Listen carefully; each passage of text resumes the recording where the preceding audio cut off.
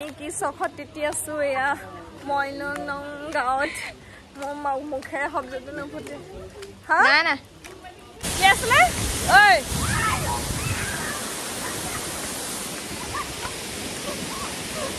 আমি ফটো মাৰি দেৰি কৰাৰ কাৰণে আমাক এৰি থৈ যাবলৈ ওলাইছে নমস্কাৰ সকলোকে স্বাগতম জনাইছো মাধুৰিমা ডায়েৰী চেনেলটোলে আৰু ইতিমধ্যে আপোনালোকে আগৰ ভিডিওটো চাই গম পালেই যে গৰম বন্ধত এইবাৰ আমি ফুৰিবলৈ আহিছো মেঘালয়লৈ আৰু ইতিমধ্যে আমি চেৰাপুঞ্জি পালোহি আৰু এক ৰাতি পাৰো হৈ গ'ল আজি পুৱাই এতিয়া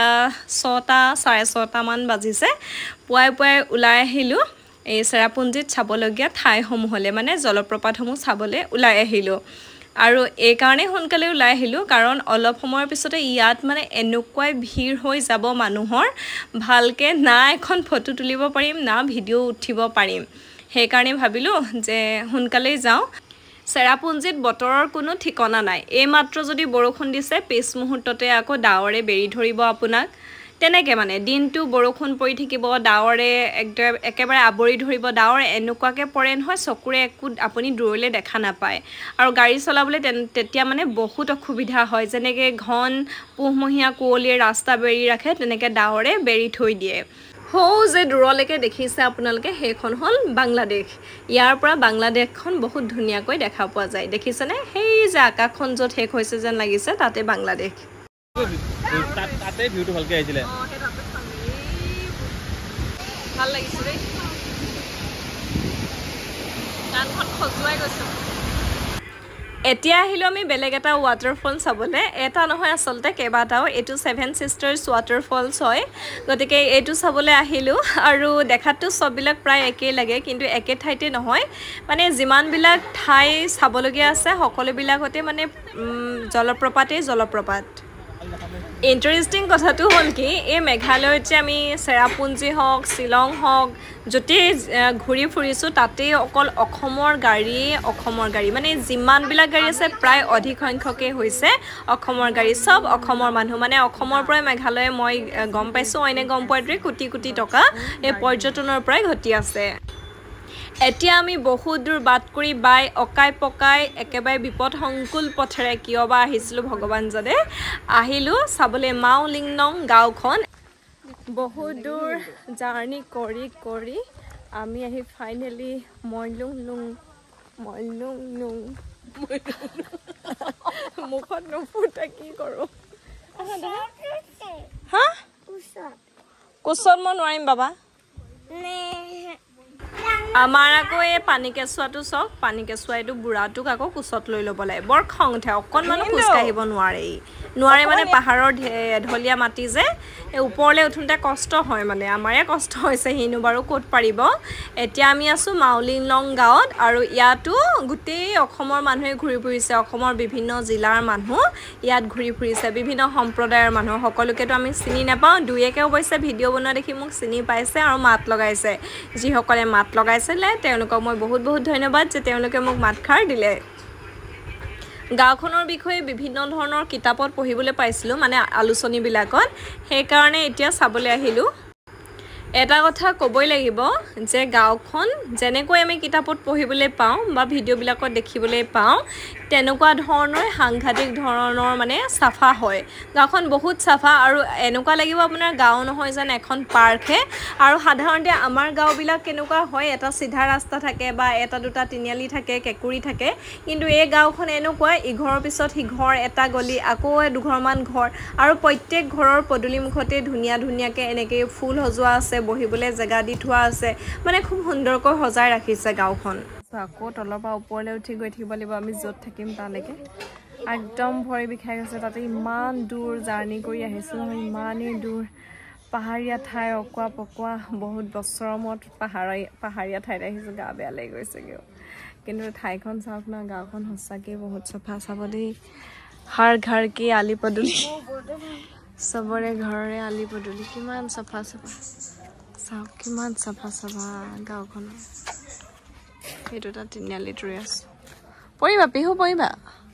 পৰিবা বিদ্যা পৰিবা ধৰি দিয়া কোনোবাই তাই ঘপককৈ উঠি দিছে একদম বহি থাকা দেই অকণমান ধৰি দিবলৈ আহিব নোৱাৰো মাহীয়েকজনী হয় একদম লৰচৰ নহ'বা দেই পিহু আমি যিখিনি সময় তাত আছিলোঁ তাৰে স্থানীয় লোকসকলৰ লগত অলপ কথা পাতিছিলোঁ চিনাকি হৈছিলোঁ আৰু আমি য'ত আছিলোঁ হোমষ্টেৰ মালিকৰ লগত কথা পাতিছিলোঁ আৰু পাতি গম পাইছিলোঁ কেনেকৈ গাঁওখন চফা হ'ল আচলতে গাঁওখনৰ এজন বুঢ়া মানুহ আছিলে তেওঁ বোলে সদায় নিজৰ ঘৰৰ আলি পদূলি আৰু অন্যান্য ঘৰৰ আলি পদূলি যিমান পাৰে চাফা কৰি ৰাখিছিলে আৰু তেওঁকে দেখি সকলোৱে ভাবিলে যে ইমান বয়সীয়াল মানুহজনে যদি চাফ চিকুণ কৰি থাকে আমিও কৰোঁ তেনেকৈ কৰোঁতে সকলোৰে ঘৰৰ আলি পদূলি সকলোবিলাক চফা হৈ গ'ল আৰু এটা কথা কি গম পাইনে মই ভালকৈ চালোঁ যেহেতু পাহাৰীয়া এঢলীয়া ঠাই নহয় জানো ৰাস্তা ঘাট পকা পদূলি মুখলৈকে পকা আমাৰ গাঁওবিলাকত কেনেকুৱা হয় ৰাস্তা ঘাট কিছুমানৰ কেঁচা আলি পদূলি কেঁচা আৰু এঢলীয়া মাটি নহয় আমিতো সমভূমিত থকা মানুহ ভৈয়ামত থকা মানুহ নহয়নে গতিকে আমাৰ ইয়াতে পানীবিলাক জমা হৈ যায় আৰু সেইকাৰণে বোকা হয় পকা ঠাইতো আমাৰতো ৰাস্তাত গাঁত হ'বলৈ হ'লে তাতো বোকা হয় গতিকে এই ঠাইবিলাকৰ এটাই ভাল আলি পদূলি ৰাস্তাবিলাক যিহেতু পকা হয় পানীটো বৈ আহে আৰু তললৈ গুচি যায় আৰু তেনেকৈ বৈ আহি পাহাৰৰ পৰা জলপ্ৰপাত হৈ বৈ আহি পুৰা একদম আমাৰ অসমখন ডুবাই দিয়েহি এতিয়া মই আপোনালোকক ক'ম মাউলিলং গাঁৱত গৈ আমাৰ কি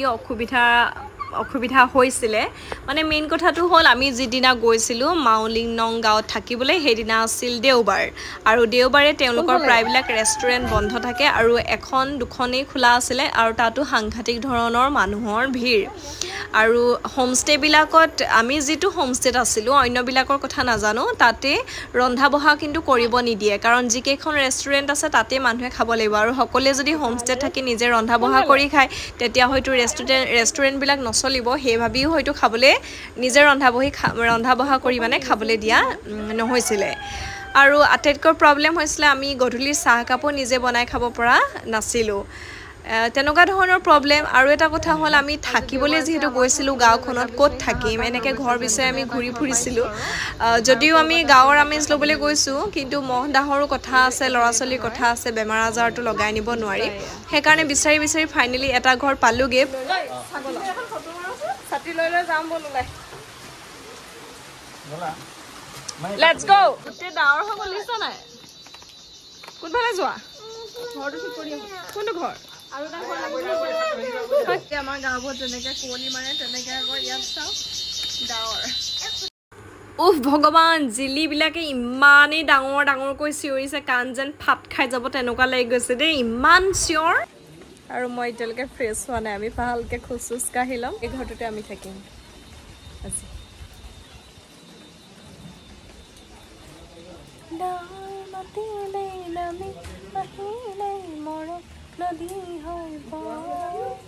কি চখত তিতি আছো এয়া মাউলিলং গাঁৱত মোৰ মুখেৰে শব্দটো নুফুটে তাতে আছে দেখোন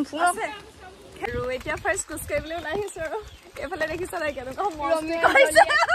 ছোৱালী এৰি থৈ আহিছে আপোনালোকৰ লাজ কৰিছে তাই কেনেকুৱা লাগিছে কা অনুভৱটো দেখিছেনে আপোনালোকে আলি পদূলি গোটেইখন কিমান চাফা কিবা বাহিৰা ঠাইত থকালৈ লাগিছে বাহিৰা পাহাৰীয়া ঠাইত থকাতে লাগিছে যিমানহে কষ্টৰে আহিছোঁ আৰু গাঁওখন যদি ভালকৈ এপাক নুফুৰোঁ কেনেকৈ হ'ব ন যিমানহে পাহাৰীয়া ঠাই ঘূৰোঁতে গা বেয়া লাগি গৈছেগৈ মানুহৰ আৰু চাবলৈওতো মন যায় দিয়কচোন ইমানো দূৰ নহয় আমাৰ অসমৰ দাঁতিতে সেইটো কাৰণে আৰু গোটেই ৰাস্তাটো চব এনেকৈ একদম আমাৰ তাত জেউৰা দি যেনেকৈ ধুনীয়াকৈ ঠাই নাই ইয়াত এনেকৈ পাথৰ দি সজোৱা আছে চব কিছু কাম কৰিছে আকৌ ৰাস্তাৰ দাঁতিয়ে পাথৰ দি থৈছে ৰাস্তাৰ দাঁতিয়ে দেখিছ কি ধুনীয়াকৈ ইয়াত ফুলৰ গছ এইহে দিন আৰু দেই ফটোৱে উঠি আছে ভৰিখন কিন্তু বৰ ধুনীয়াকৈ আগবঢ়াই দিয়া আকৌ তাই দেই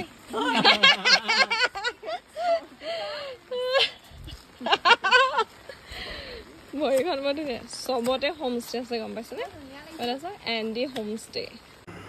আচলতে গাঁও বুলিলে আমাৰ গাঁওবিলাকো চফা যিমানবিলাক গাঁও মানে দেখিছোঁ আমাৰ গাঁওবিলাকো চফা হয় কিন্তু আচল কথাটো হ'ল আমাৰ গাঁওবিলাকত গৰু ম'হ ছাগলী কুকুৰা হাঁহ মানুহে পোহেই কিন্তু ইয়াতে যে গ'লোঁ ইয়াত মানুহৰ ঘৰত গাহৰি ছাগলী কুকুৰা গৰু এইবিলাক পোহা কাৰো ঘৰত নেদেখিলোঁ কাৰো ঘৰতে নাই অকল ঘৰটো আছে আৰু মই যেতিয়া আহিবৰ সময়ত মালিকনীক সুধিছিলোঁ তেখেতে ক'লে যে তেওঁলোকৰ মেইনলি তামোলৰ খেতি জাৰু গছৰ খেতি এইবিলাকে কৰা হয় আৰু দুই একে অলপ দূৰৈত পাহাৰৰ এঢলীয়া ঠাইত বিভিন্ন ধৰণৰ খেতি কৰে জলকীয়াৰ খেতি আদাৰ খেতি এনেকুৱা ধৰণৰ খেতিবিলাক কৰে আলু খেতি আমাৰ গাঁওবিলাকততো কি হয় ঘৰে ঘৰে সেইবিলাক বস্তু পোহাই হয় সব প্ৰত্যেকৰ ঘৰতে হাঁহ পাৰ ছাগলী কুকুৰা এইবিলাকতো থাকেই আৰু আমাৰ ঠাইবিলাকতো সমতল হয় মই কৈছোঁ আপোনালোক ভৈয়াম হয় তাত সেইকাৰণে পানী জমা হয় বোকা পানী হয় ৰাস্তা ঘাটবিলাক কেঁচা হয় সেইকাৰণে আমাৰ গাঁওবিলাক অলপ লেতেৰা লেতেৰা লাগে মানে বোকা পানী থাকে কাৰণে মাউলিং নং গাঁওখনত আমি অকণমানি কেইজনীৰ লগত কথা পাতিছিলোঁ